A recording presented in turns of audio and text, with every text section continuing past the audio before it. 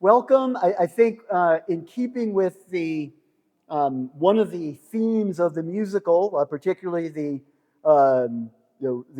trope about Alexander Hamilton's fatal flaw, his pride, his hubris, as we used to say in high school. I get to introduce myself. And I know, I imagine some of you, in part because the person who introduced me went to the bar, wanted to introduce me, went to the bar, so she got the better deal. No, you got the raw deal with me. But so I'm Charlie Mitchell, as some of you, perhaps many of you know, and welcome. I know there are some folks here from Reunion for Reunion, some students who need all the extra credit they can get who are here for that. I do want to apologize a little bit if I appear somewhat disheveled through a quirk of reschedulings and cancellations. Some of you have heard this before. My wife and I, Bridget and I, moved yesterday. The movers came, and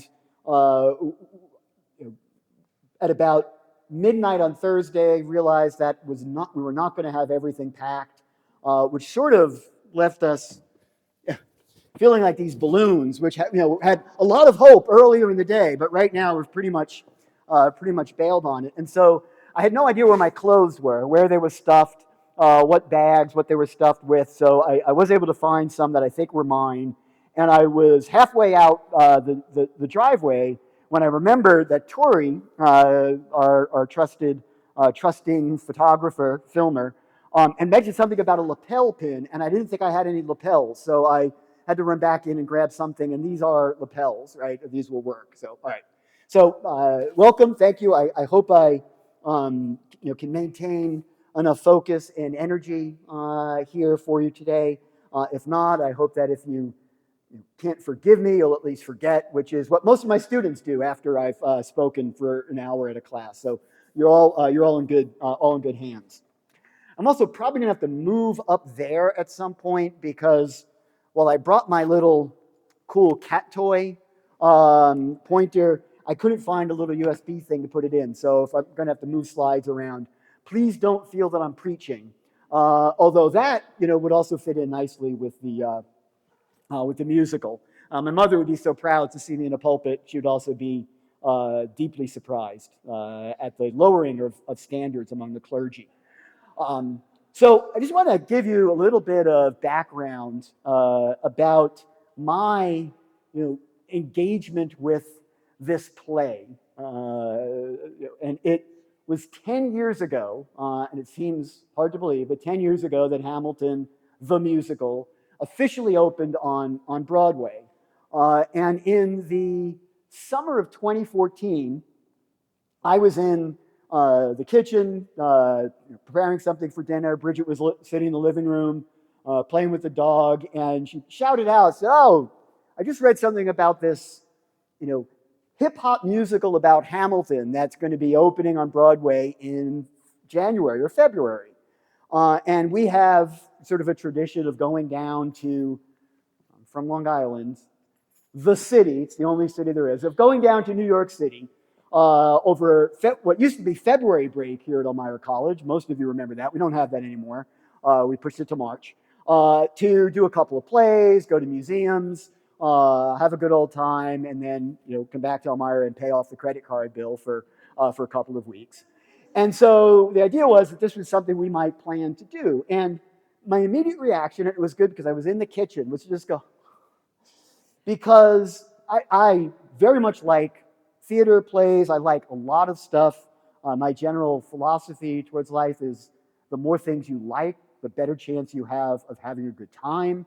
But musicals were never at the top of my list. The very first Broadway play I saw was the musical Pippin when I was a sophomore in high school. And I remember thinking, oh, that's good, but I couldn't understand the words. They sang too fast.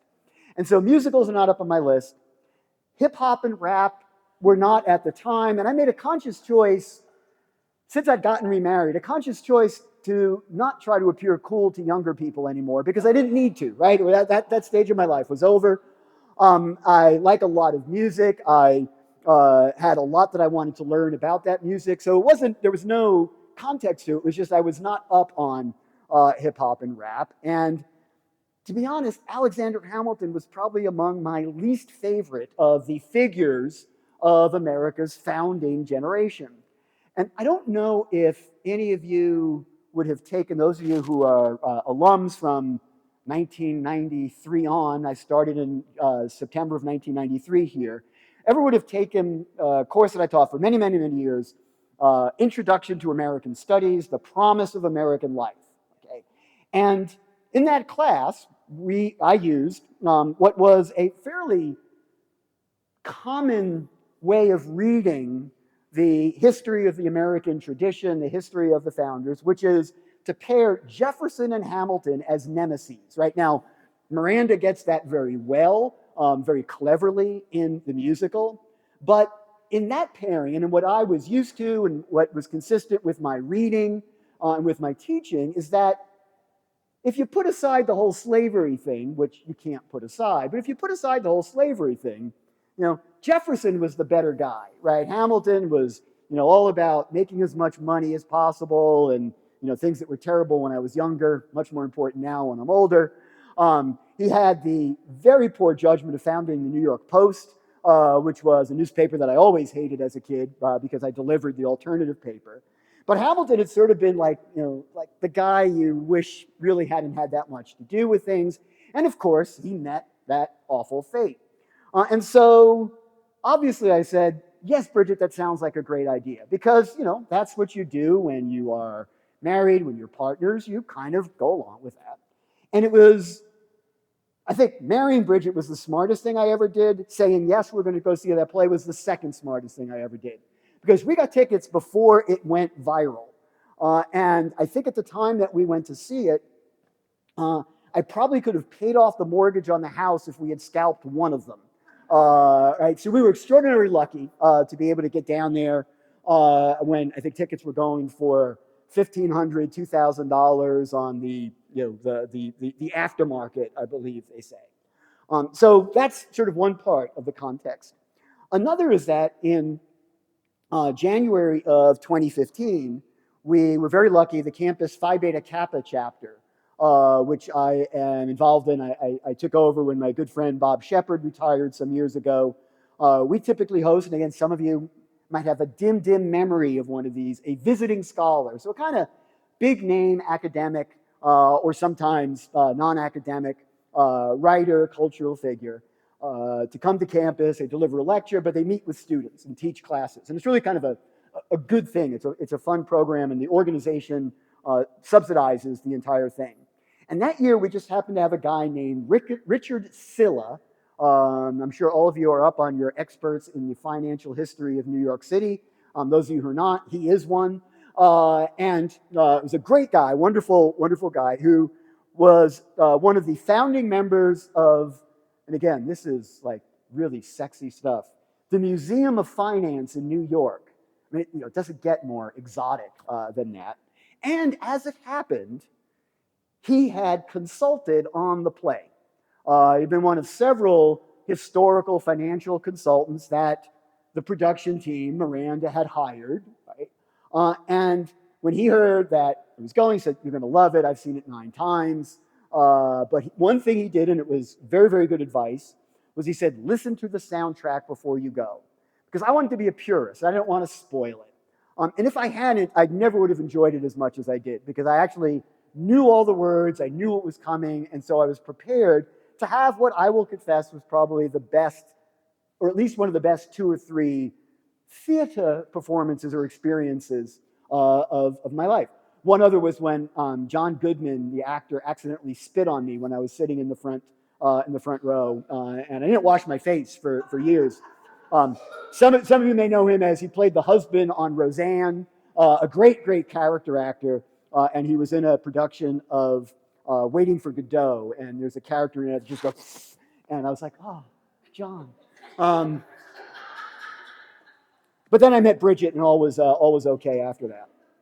Okay, and so what I want to do today is talk a little bit about the historians, the sort of official historians' commentary on the musical and the phenomenon of the musical, play a little, show you some clips, which of course you have to do if you're talking about Hamilton, and maybe offer some vaguely interesting or meaningful commentary along the way. So this is where I think I've got to go up there. I think I should have like a surplice and a chalice. Where's the altar boy? You could be my altar boy and lead me up to the.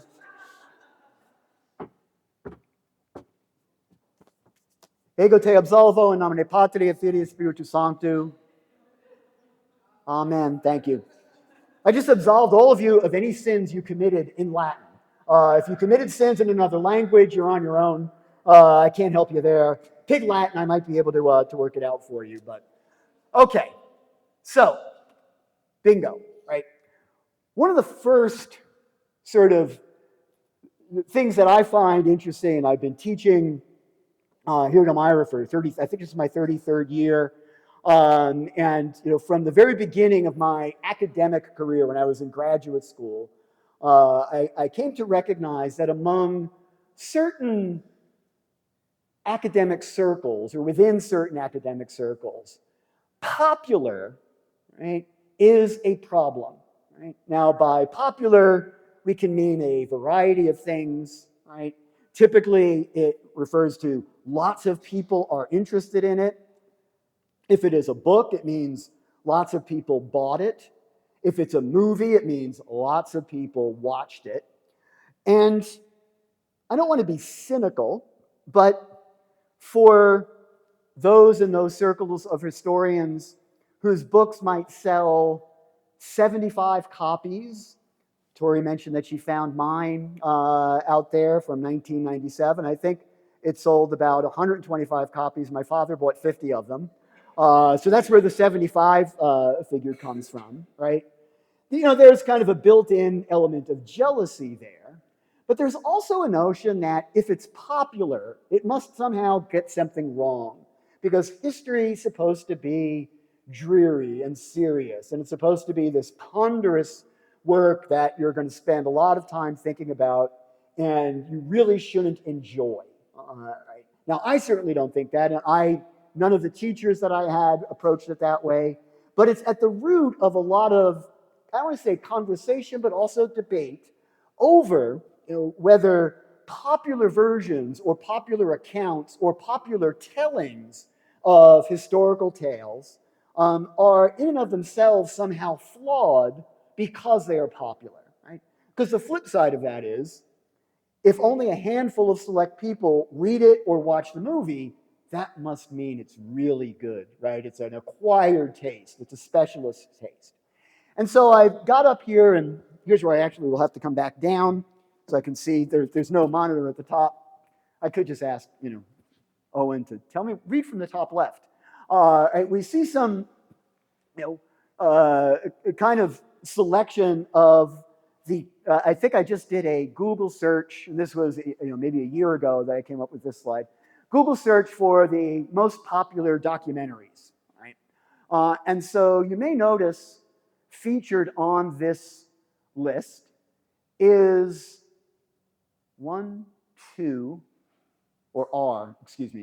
I will speak in proper English for the remainder of this talk. 1, 2, 3, 4, 5, half of 6, 7, and 8. 8 of the top 15, I knew I could count quickly if I turned around like that, of the most popular documentaries, historical documentaries, are directed and produced by, anybody notice? Ken Burns, right? We were very lucky some years ago to have Ken Burns on campus during the summer, every 4 years, no, what's a triennial? 3 years, right? Triennial, I think it's every 3 years that the Center for Mark Twain Studies hosts a big conference and usually gets a big keynote speaker. Burns had done I think a 3-part program on Mark Twain, spent some time on campus, and came to deliver the talk, right? But Ken Burns, I could teach the entire range of American history just by asking my students to watch the Ken Burns documentary series. His documentary on the national parks, I think, was 12 hours long. His very, very first, which I don't think even makes this list, was the Civil War, which kind of was his pioneering effort. This was, I was living in New Haven at the time, finishing up my dissertation. It took a while, but I was able to figure out how to program. Some of you will recognize this, others of you will think I'm making up science anti-fiction, something called a VCR to record the program when it came on PBS at only one time. Right? No streaming, all the rest of it. I was very proud that I was able to do that. It was, I think it's been, for technology, it's been all downhill from there, right? But that was kind of brought Burns to great public attention. It was fascinating. It's where he pioneered that move the camera around, because that's what everybody says is the most boring thing about old documentaries. It's just still pictures, right? And reenactments often look kind of goofy. Right? But Burns, was brilliant, and he worked with really brilliant people. It was a surprise hit. People bought the VCRs. They later bought the DVDs. There was even a soundtrack that was I think it made the Billboard's top 5 for whatever the category would have been, right? And it was the single most lucrative back in the days when these things happened. The single most lucrative fundraiser for your local PBS station was when they would broadcast Ken Burns' The Civil War. Lots of people would call in and say, yes, we'll give you $60 so you can continue this good work, right?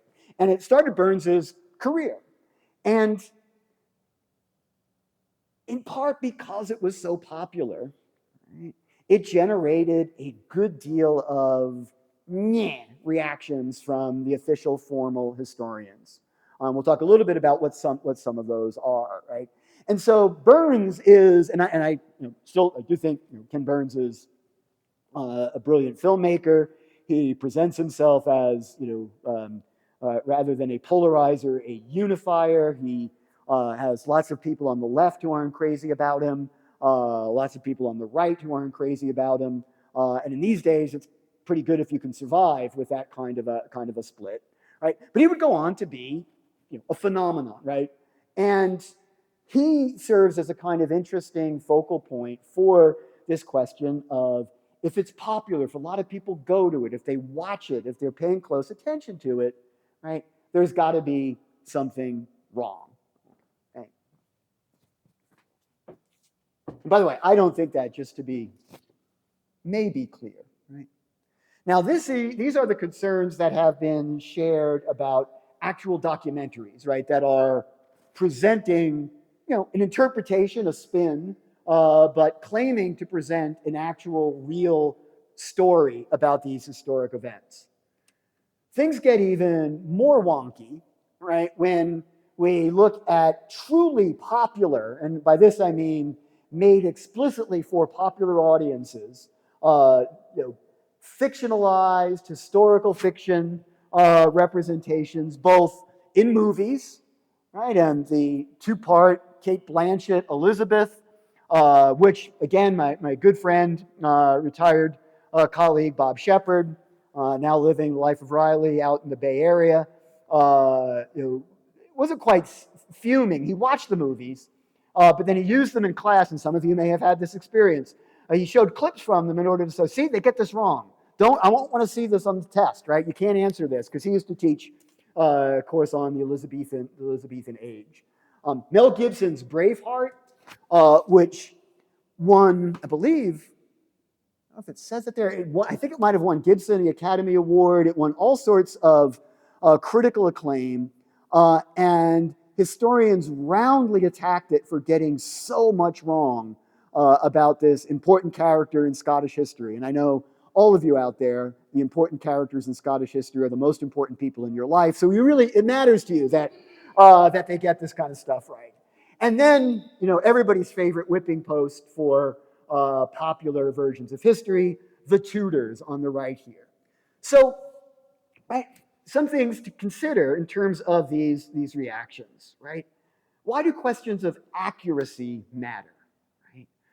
Because a lot of the criticisms, a lot of the concerns have to do with it didn't happen that way, it happened a different way. The date, is wrong. You made this event happen before that event, right?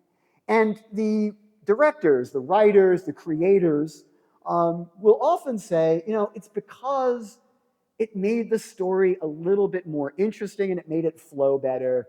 It didn't change the interpretation, right? We didn't make stuff up, right? Abraham Lincoln doesn't survive the assassination attempt and go underground and come back as whoever it might be, right? We're just kind of trying to make a more dramatic story that will touch people. And after all, don't we want to engage a popular audience who will then maybe, just maybe, want to learn more about this stuff, right?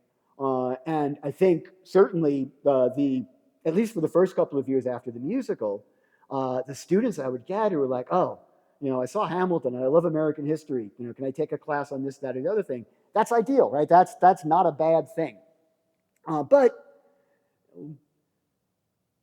again, some folks, perhaps you've encountered some in your own line of work, in your own world, right?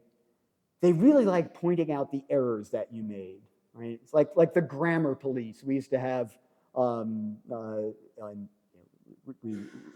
we adored her, but we referred to the librarian who taught English composition in my high school as the grammar Nazi.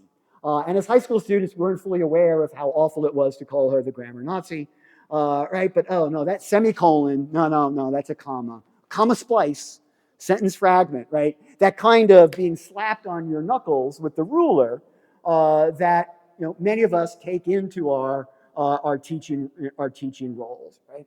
Now, some of that can be just nitpicking, and I think a reasonably informed person, right, can distinguish between whether having 4 people sitting in the room with Pope Leo when he issued Decree X rather than 3 doesn't really matter. They probably owed a favor to one of the actors. He wanted more screen time, right?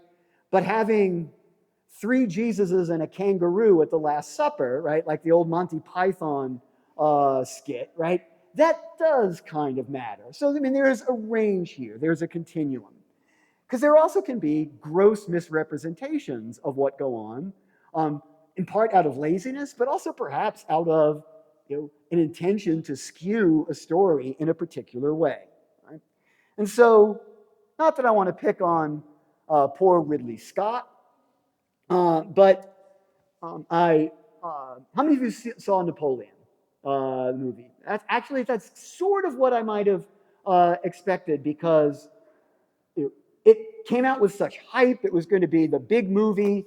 I streamed it, started watching it. I like all the performers. I think Joaquin Phoenix is pretty cool. The actress Vanessa Kirby, who played Josephine, right? That was, Napoleon and Josephine. I like very much. I made it about 15 minutes, and I was like, I might die before this movie is over. And I think, and I'm not saying that people shouldn't like it, but I just couldn't. It didn't grab me. And I did that before reading the reviews, and then I read the reviews, and I was like, oh, okay, I get it, right? And I think a lot of that has to do with Ridley Scott's sense of himself, right? And he's done all sorts of great science fiction. When he's dabbled in historical fiction, however, he's known for taking an awful lot of license. And so I have here just a couple of quotes from an interview with him that didn't start off hostile. It started off, one of those puff pieces. Oh, your movie's out. And at one point, the interviewer asked him, some people have pointed out that this particular battle scene played out very differently. And Scott just yelled at him, "Get a life," right? As if even answering the question was beneath him. And then I love this, last bit, right? When I have issues with historians, I ask, "Excuse me, mate, were you there? well, shut the, and because there's children no doubt in the audience, I've gone for the expurgated version, right? Now, I think that kind of, sense of respect for the actual history does maybe emerge as problematic if you want your work to be taken seriously as something that enters into that that context, enters into that world. So all of this was kind of behind some of the observations and criticisms that came about Hamilton. So I'm going to try to throw in as many Hamilton references as I can. What is? Yes. Okay. Yeah. Lafayette. Right. He's not Jefferson yet. America's favorite fighting Frenchman. After whom I think like more towns in the United States are named than or only Washington is more named after him than Lafayette. There's a big vogue for him. Hamilton himself, and then my favorite character performer in the whole thing, King George. Right. So what are some of the issues? And when I first started playing with PowerPoint some years ago, I thought it was really cool when I discovered the appear button. I now realize it's like cliche and immature, but hey, look what you have up here. So, right, the usual stuff, right? Nitpicking on facts, miss this, put this in a different kind of order. Hamilton wasn't in that town that day. It was another week, and he met with somebody else. Right? There's kind of an industry for that. But Ron Chernow, the author of the book, and Chernow is not a professional historian. He doesn't teach at university, right? He's a biographer, had not been especially popular until Hamilton, but he wrote extraordinarily well-received biographies of George Washington, of a number of financial titans. He's going to be on campus in a couple of weeks touting his latest, as part of his tour for his latest biography of our very own Mark Twain. Right? And so Chernow was on campus some years ago, but he wrote an editorial defending the musical, saying, the rearrangement of some of the facts, it's just for dramatic effect. It doesn't change the overall story, right? So in a sense, he was kind of taking Ridley Scott's Get a Life and turning it back against some of the critics. Right? The reviewer for a very conservative, I wouldn't say right wing, but a very conservative book review out of a college, Claremont McKenna College. It was part of a cluster where I went to graduate school. A lot of really smart, interesting people there. In his review of the play, came right out and said, "Look, when people start heroizing figures, right? It's when they start, how does he put it, worshiping, that they begin to grow. But you have to start with a regard for the memory of these figures, right? You don't start with, they're all awful, and this is, Samuelson's point. They're all awful, they're all sellouts, they were all this, that, or the other thing. You start with an approval and appreciation, and then that allows you to grow into a more nuanced understanding of the characters, right? Whereas if you start off with, this person was awful and evil because they did that and that, then there's really nowhere to go from that, right? And Samuelson's review, his point here was, I would say somewhat subtle and nuanced, right? He acknowledged that there were issues, but again, if you get a whole bunch of 10th graders to care about a historical figure as boring as Alexander Hamilton, I always thought he was, right? This is something good. This is an accomplishment, right? The biggest, sort of most universal source of criticism, and this is something that had been around in the professional historical circles since I was in graduate school, right? This notion of founding father chic, right? Americans love their founding fathers. They put them on their dollar, on their currency. They have statues. They have President's Days. They think they're heroes and they're perfect. And it's just more of that, great white men, great white dead man or dead white man. I forget the order of the words, right? And that itself, in the late 1980s, provided for some interesting reinvestigation of these characters, right? Looking at Thomas Jefferson's relationship with Sally Hemings, which had been all but ignored by historians. And right, so it generated some interesting growth, but then it becomes again almost like a cliche. It's kind of like, shut up, sit down. There's nothing more.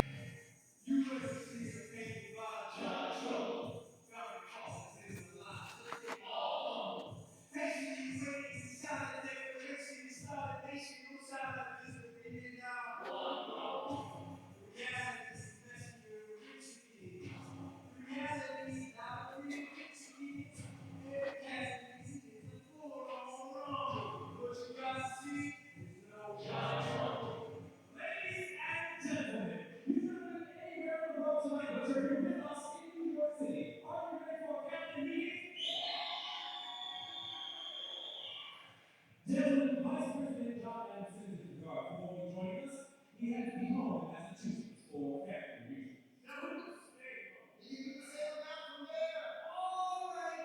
Poor John Adams gets no respect in this musical. So that is I'm over here, right? That is a recording. There was no video associated with it. Miranda, debuted, experimented, and I guess this is what good Broadway directors, musical directors do. Segments of the play as he was working on it in different venues throughout New York City. And when I, after seeing the play and started reading about this, I said, "Oh, that sounds vaguely familiar." And I can say proudly that I missed an opportunity to see one of those at another venue that I often would go to during these breaks, right? And so they would be recorded. This is where they were kind of, it's like spring training, exhibition games, right? Does it work? Does it hit with the audience? Does it not?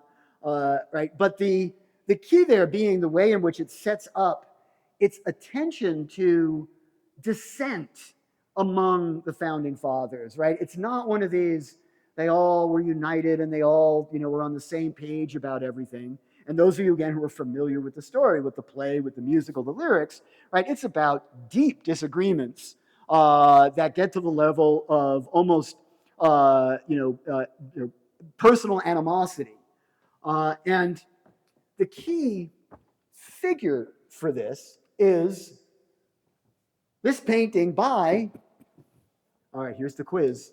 Quick, type this into your phones that no doubt are hooked up to something that keeps track, right? This is a painting by John Trumbull. Right? Trumbull was the son of a very prominent political and military figure in what had been the colony of Connecticut and then later the state of Connecticut. His father wanted him to grow up and be a lawyer and a politician. He wanted to be an artist. His father said, "What are you going to do with that major?" Oh, no, that's a different conversation. Right?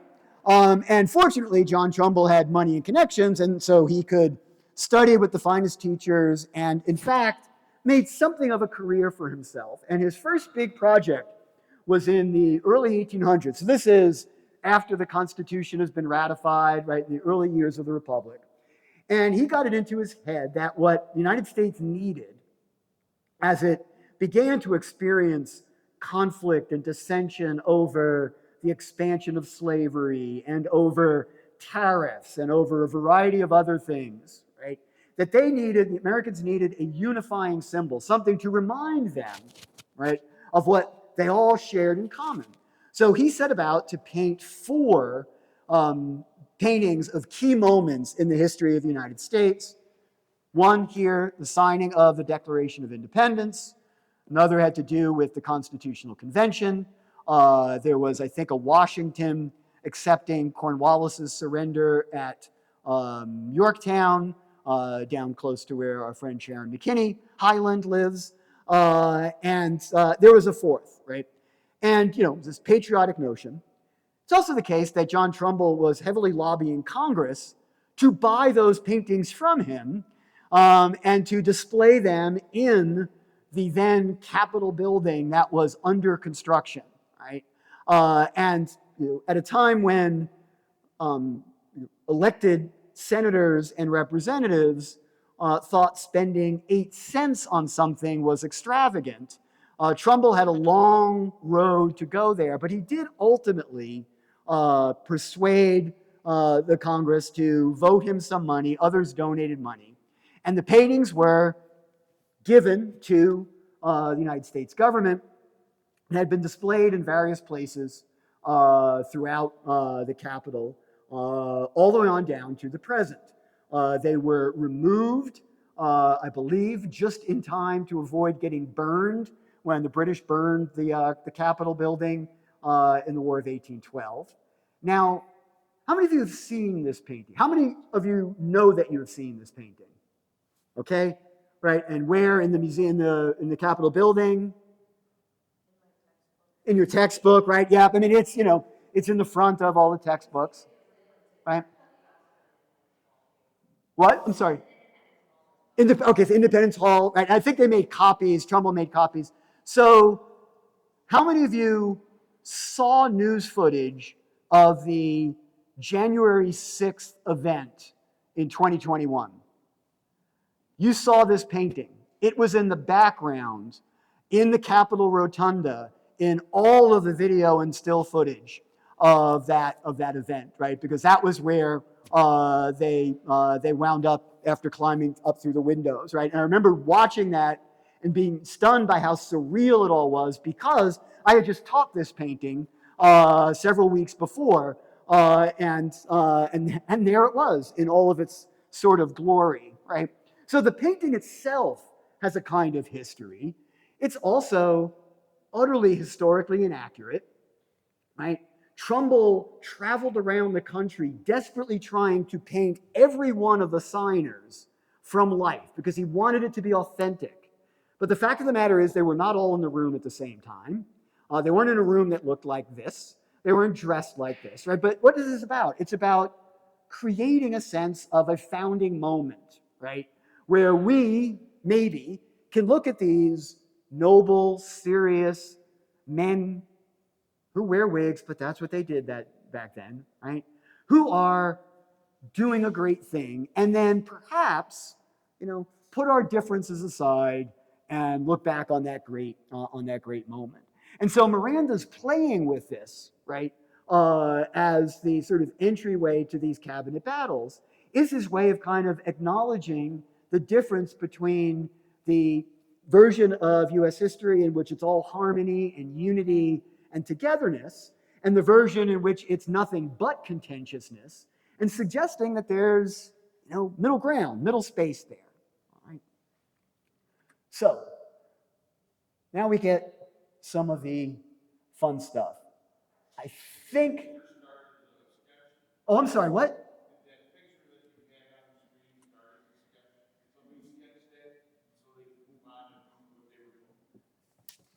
I'm sorry. I missed. I'm sorry. I missed.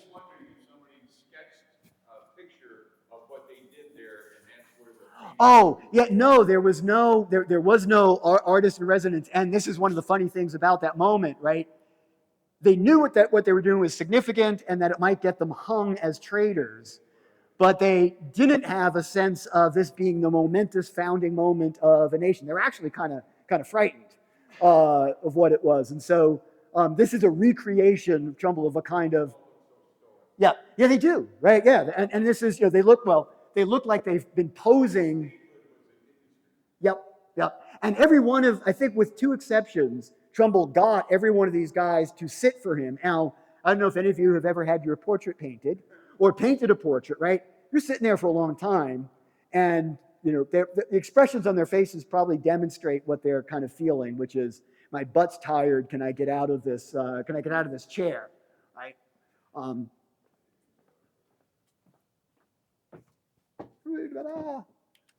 right. So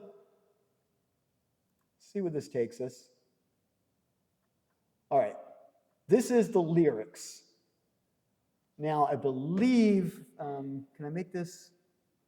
Tori, is there an X? I want to get rid of this. I don't want to touch it because it's the wrong song. It played the wrong song before. Well, let me see. No, I hate you and your whole family. At least it didn't sign into my account and you don't know what I bought recently. All right, so I think I'm going to go. Is this the media player? No John Trumbull. Cabinet battle. There we go.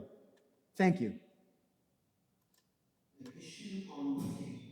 Petition from 40 delegations to the government calling on Congress to end the African slave trade and abolish slavery in all forms. The petition was written and signed by Benjamin Franklin. It cannot go ignored. This comes to a vote in Congress. What is the White House's position? Secretary Jefferson, you first. Tread lightly. Sir, Constitution states states have to wait until 1808 to today for America to end the slave trade. Because I'm not your mother, guys, it's the public compromise we made. First, the best thing that we can legislate for millions is emancipation. We can write into justice for it. We cannot cure prejudice or righteousness for hate. So back to Africa, would you think it a separate sin? In 1784, I tried to throw the man and see what was being pressed. My nations didn't get a single vote. Slavery is in its own like cancer. But we can't address the question if we do not have an answer. My turn? Good. Plantations get to tackle problems livings.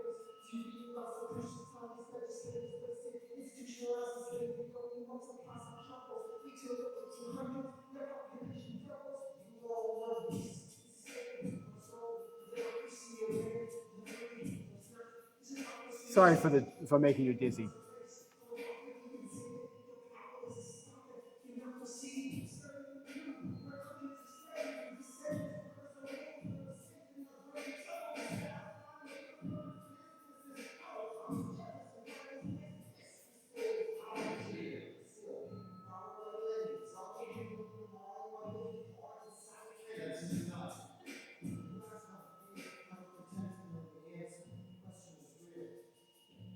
My name is President Madison.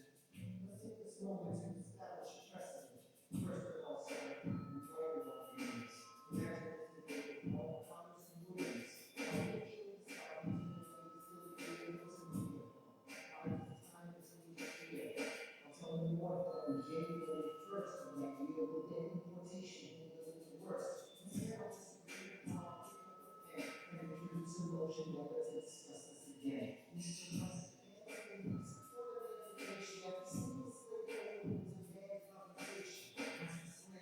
Jefferson to talk mistresses. You really want to have that conversation? No. Madison, execute your plan to the left. Let's hope the next generation thinks of something better. All right, so did anybody notice anything, especially those of you very familiar with the play, about this cabinet battle number 3? How many of you have heard it or seen it before? Right. The play or cabinet battle number 3, right? Yeah, right. What is, the angle? And this also is not from the soundtrack. This was another one of the dry runs from earlier on, right? I use this, and in fact, we're going to use it. I don't think anybody here is in History 1400. Finley, you're in this term. I know some of you took it before. Don't worry, you don't have to come back. Right, I actually use this this song in my U.S. History survey because it does so neatly capture, right? Even though it might not get every detail right, it neatly captures the whole range of attitudes towards slavery, and also, most importantly, right, the conclusion, which is essentially, let's kick the can down the road. Let's hope, as Washington's character says here, a future generation will think of something better. And as we go through 1802, 1812, 1820, 1846 in my classes, right, this gets repeated. Well, we can't figure it out now, it's too complicated.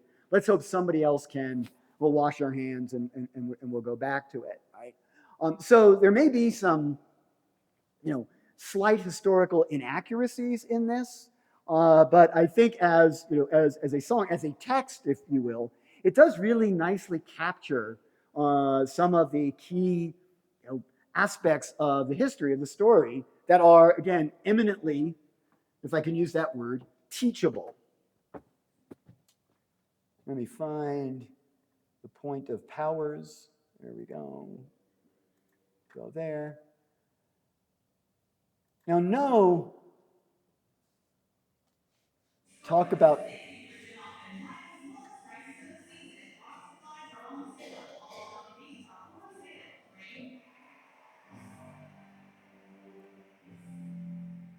Right, so no talk about Hamilton, in my mind, can avoid this, which I think is still my favorite, uh, cut, my favorite scene. There's a word for it. Bit? I don't know. It's my favorite, and I wasn't sitting close enough to be spit on by him. What did you say, Abby? You have an answer for me? Usually filling in my sentences when I'm standing up here making a fool of myself.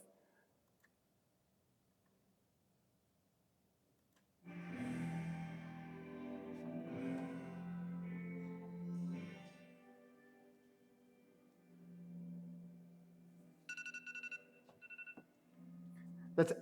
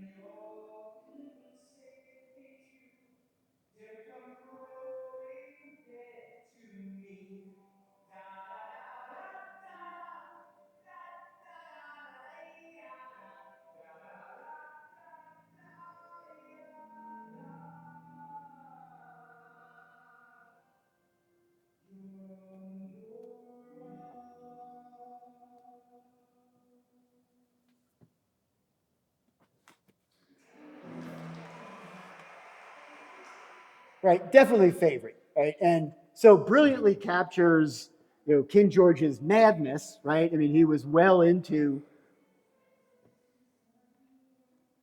Go away. Oh, sorry, that's a good one too. But well into his experience of, I lost it, of struggling with, from beginning. I'll go through this quickly. Sorry, folks.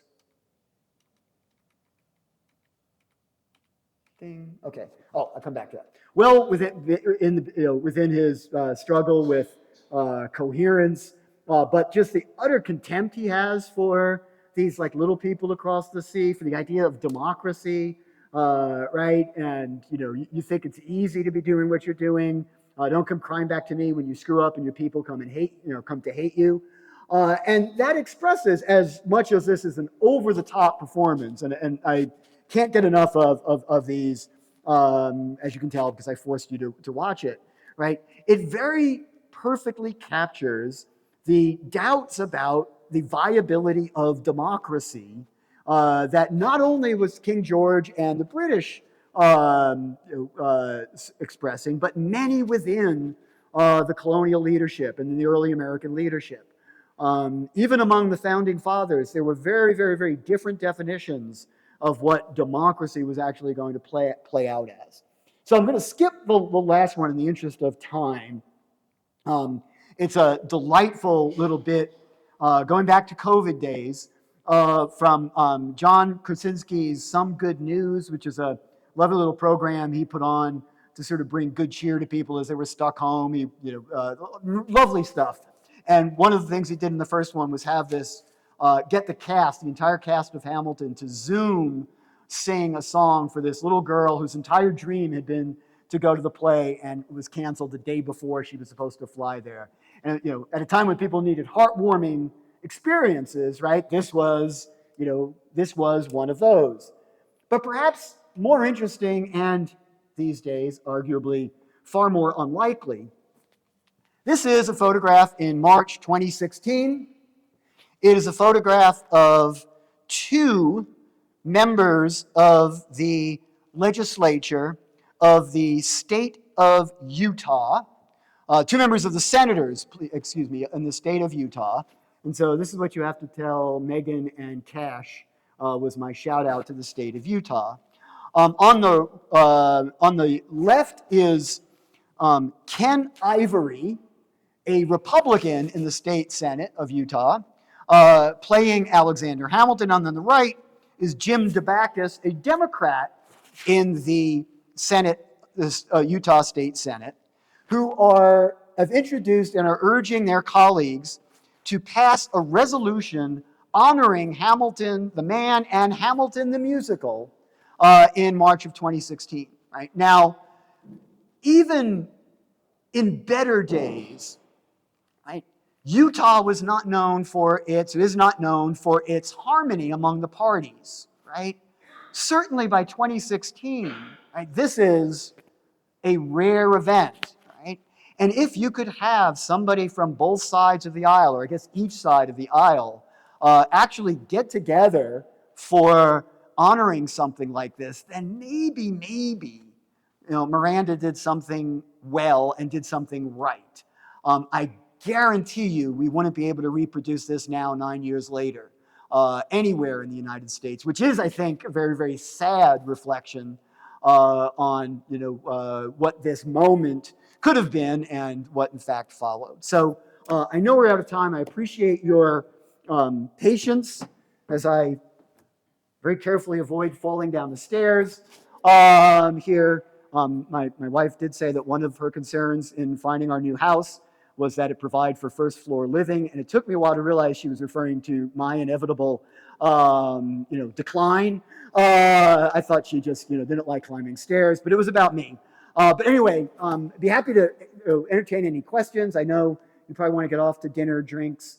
Not only is it 5 o'clock somewhere, it's 5 o'clock here. But I enjoyed the opportunity to talk with you, if not even talk at you. So happy reunion, happy Mountain Day. Thank you.